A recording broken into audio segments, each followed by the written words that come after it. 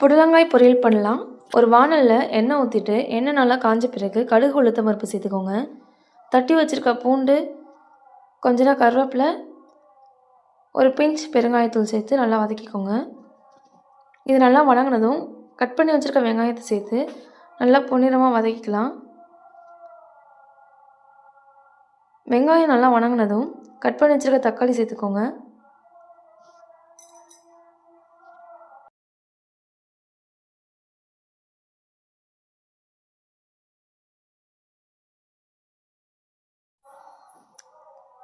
தேவையான அளவு உப்பு சேர்த்துக்கலாம். கொஞ்சம் மஞ்சத்தூள் போட்டு நல்லா வதக்கிக்கோங்க.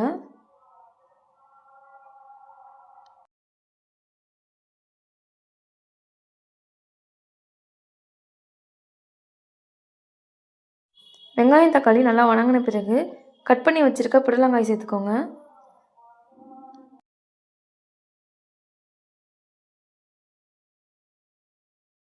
நல்லா கிளறி விட்டுக்கலாம்.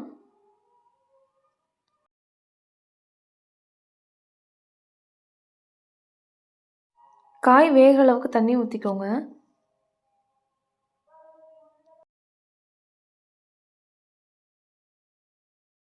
காய் நல்லா வெந்ததும் 1 டேபிள் ஸ்பூன் மிளகாய்த்தூள், 1/2 டேபிள் ஸ்பூன் கொத்தமல்லி தூள் சேர்த்துக்கோங்க. சேர்த்துட்டு நல்லா பச்சை வாசனை போகிற வரையும் நல்லா வதக்கிக்கலாம். கடைசியாக கொத்தமல்லி தழை போட்டு நல்லா இறக்கிக்கலாம்.